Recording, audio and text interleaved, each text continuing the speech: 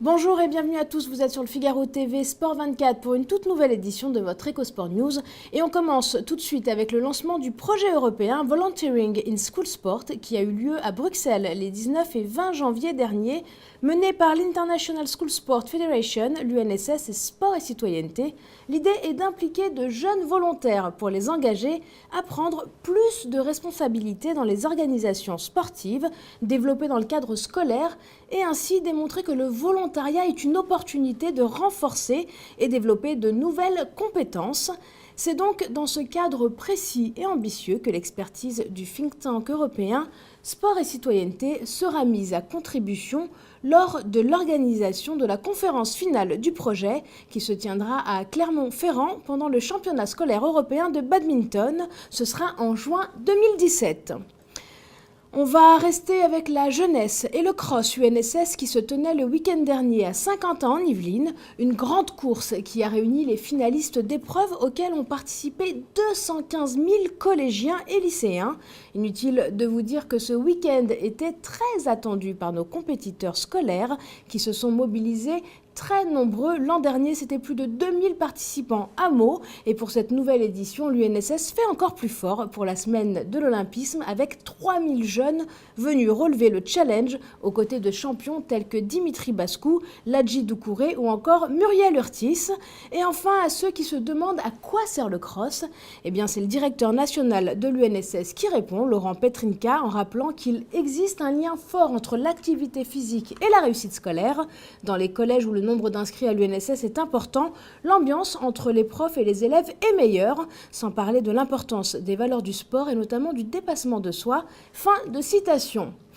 Et le dépassement de soi, il connaît, il en a même fait un credo, champion hors norme de la vie et du sport. Il ne cesse de repousser ses limites et après avoir réussi l'exploit de traverser la Manche à la nage, puis à relier les 5 continents en traversant 4 détroits, Philippe Croizon vient de boucler son premier Dakar.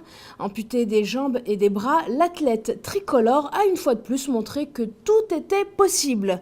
Pour cette 39e édition, le Dakar partait du Paraguay pour finir à Buenos Aires. En 12 jours, c'est 7000 km de pistes à parcourir et des galères évidemment. Bravo à ce grand champion dont la force, la passion, la détermination sont communicatives. Et j'ajoute que son livre Plus fort la vie vient de sortir en format poche, alors foncez et soyez inspirés.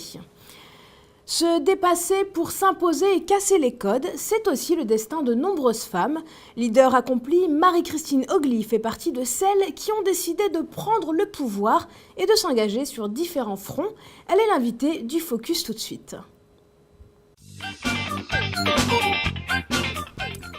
Je vous le disais à l'instant, elle est engagée sur plusieurs fronts, elle a plusieurs casquettes, on est ravis de la recevoir, c'est Marie-Christine Ogli, bonjour. Bonjour. Merci d'être avec nous, alors je le disais, donc vous êtes notamment présidente d'Engine Soft France, vous êtes vice-présidente de la Fédération Française du Sport d'Entreprise, vous êtes vice-présidente des femmes chefs d'entreprise donc internationales, et enfin vous êtes vice-présidente du pôle international du MEDEF. Tout ça, et pas que, parce qu'on va évoquer d'autres casquettes, ça fait de vous une femme engagée, accomplie sur tous les fronts, et notamment dans des domaines qu'on croit être masculins. Je crois que c'est ce qui fait peut-être ma force ou mon challenge. J'ai toujours été engagée dans des domaines très masculins, y compris au niveau de ma société. Alors, comment vous avez eu envie de devenir un leader? Et on va parler du sport et de la place que ça occupe dans votre parcours professionnel. Comment on devient un leader sur tous les fronts et en portant notamment la question de la femme au plus haut niveau? Je crois que mon fil conducteur, d'abord, je suis très militante. Dès que j'ai été élève, étudiante, etc., j'ai toujours pris le leadership.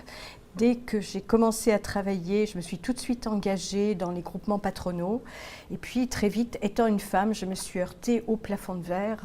Donc, pas vraiment en interne, ça l'a été au tout début de ma carrière, quand j'ai voulu rentrer dans un grand groupe qui était ELF à l'époque, où on m'a dit qu'étant une femme, eh bien non. Alors justement, comment on réagit à ça? Et après, on évoquera les similitudes qui existent entre le sport, la pratique sportive et la vie d'entreprise. Soit on l'accepte, mais ce n'est pas du tout mon style, soit on se bat, et c'est ce que j'ai décidé de faire. Dès le départ, je me suis engagée pour le combat des femmes. Alors, je ne suis pas la féministe au sens strict du terme, mais je me bats pour que les femmes puissent, aussi bien dans l'entreprise qu'à l'extérieur de l'entreprise, puissent trouver leur place. Alors, dans la continuité de ce parcours dont on a évoqué quelques pages, là, très rapidement, qu'est-ce qui vous a plu dans le fait d'être investi, j'allais dire, par la mission donnée par la FFSE, donc à la vice-présidence ? Alors c'était pour changer aussi l'image du sport en entreprise. Le sport en entreprise, on voit le côté compétition, le côté sport en équipe qui est en général piloté par le comité d'entreprise. Mais si on veut que le sport fasse vraiment partie intégrante de l'entreprise, il faut remonter ça au niveau de la direction générale. Donc avec mes relations, je peux convaincre les chefs d'entreprise qu'il est important de mettre en place des structures, alors aussi bien en interne quand ce sont des entreprises de taille conséquente, de taille importante, ou bien permettre aux collaborateurs de pouvoir aller à l'extérieur, de sortir à l'heure du déjeuner ou à proximité, de leur payer un abonnement ou une partie d'un abonnement, de mettre tout cela en place parce que le sport, ça fait partie de l'équilibre des gens. Donc c'est ma contribution à la FFSE. Alors, on vous sent convaincu évidemment par ce message. Quel retour vous font les chefs d'entreprise et de manière générale le milieu de l'entreprise sur cette thématique de la pratique sportive sur son lieu de travail, ou en France, est-ce qu'on est un peu en retard, plutôt en avance ? En avance, non, sûrement pas. En retard, sans doute, un peu par rapport aux États-Unis. Par exemple, beaucoup de choses comme le bien-être en entreprise, ce sont des choses qui ont été mises en place dans les pays anglo-saxons avant de venir en France.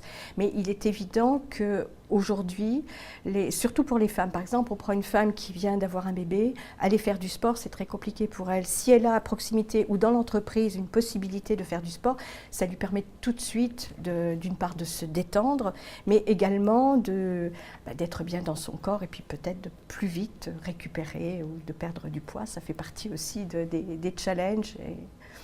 Alors, je vais m'y mettre d'ailleurs, moi, j'ai prévu.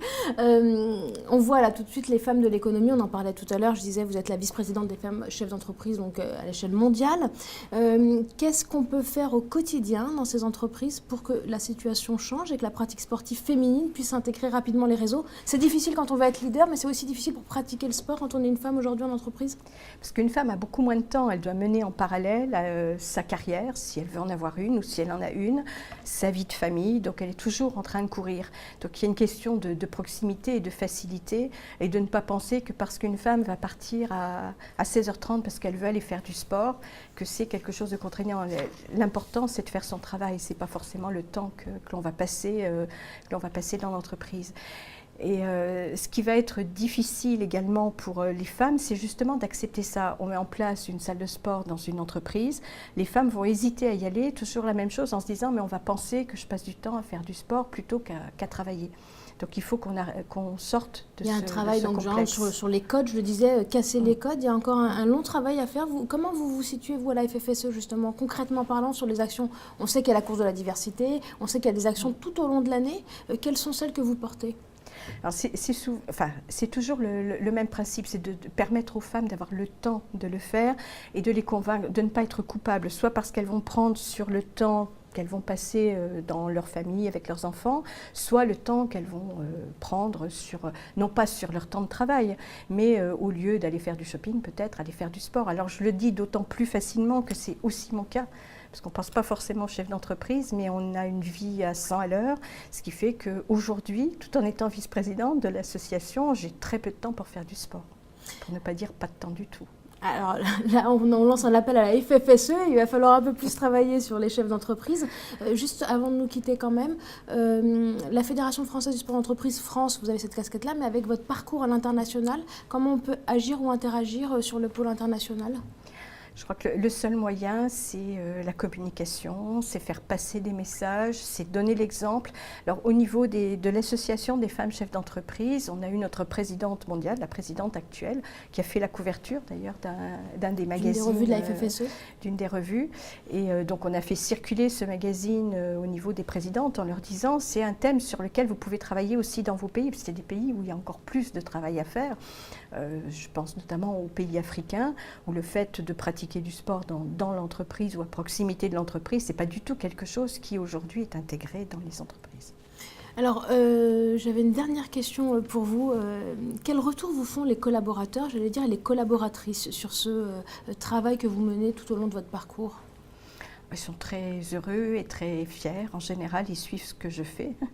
Et ce que je fais y compris pour mes collaborateurs, par exemple, nous, on est une petite structure, donc nous n'avons pas de salle de sport, nous n'avons pas de salle de sport à proximité. Enginesoft France. Enginesoft. Donc certains vont courir à l'heure du déjeuner et m'avaient demandé si je pouvais louer un couloir au stade à Boulogne, de manière à ce qu'ils aient accès aux vestiaires et aux douches. Je veux dire, ça me coûte quelques centaines d'euros par an, c'est rien, mais ça leur permet, eux, de pouvoir aller pratiquer à l'heure du déjeuner. Ça, c'est intéressant, parce que pour les chefs d'entreprise qui nous regardent ou pour les collaborateurs qui n'ont justement pas forcément de structure sportive au sein de l'entreprise, on peut toujours trouver des partenariats. Je pense que la FFSE y travaille à l'extérieur. Oui. Pour faire également pour des entreprises, pour les PME et les TPE, justement, de pouvoir faire quelque chose en commun. Il peut toujours y avoir sur une zone industrielle, par exemple, il va y avoir quelqu'un qui a une salle de disponible, on peut très bien envisager. Alors, ce n'est pas toujours du sport compétition, ce n'est pas pour participer aux Jeux Olympiques, mais c'est faire quelque chose qui fait du bien au corps. Et le fait d'être bien dans son corps, c'est être bien dans sa tête également. Merci beaucoup Marie-Christine Nogli. Je pense que ce sera la conclusion pour aujourd'hui de cet entretien. Je vous remercie beaucoup et je vous félicite au passage parce que vous avez été faite officier du mérite. Oui. Donc bravo pour cette nouvelle décoration. Vous allez la recevoir dans quelques semaines ou quelques mois peut-être. Quelques mois, oui. Merci beaucoup d'avoir été avec nous. Merci. Vous restez avec nous. Je vous propose de prendre de quoi noter tout de suite les rendez-vous à ne pas manquer. On commence avec la Commission européenne et l'EACEA qui organisent le 31 janvier prochain à Bruxelles un Info-Day sur le programme Erasmus+, dans le domaine du sport. L'objectif de cet événement est d'informer les candidats potentiels au sujet des opportunités de financement par le programme en 2017. Les intervenants qui seront sur place seront présents pour accompagner les candidats dans leur demande de financement et les soutenir dans l'élaboration de leur dossier de candidature. Alors si vous êtes intéressé et que vous avez un projet, participez à l'Info-Day via Twitter avec le hashtag Infoday qui s'affiche sur vos écrans. On poursuit avec l'UNSS qui vous donne rendez-vous les samedis 28 et dimanche 29 janvier pour le championnat de France d'athlétisme indoor. Ce sera à Val-de-Reuil, tout près de Rouen. Voilà, c'est tout pour aujourd'hui. Je vous retrouve dès la semaine prochaine. Soyez d'ici là connectés et évidemment restez bien actifs. À très vite.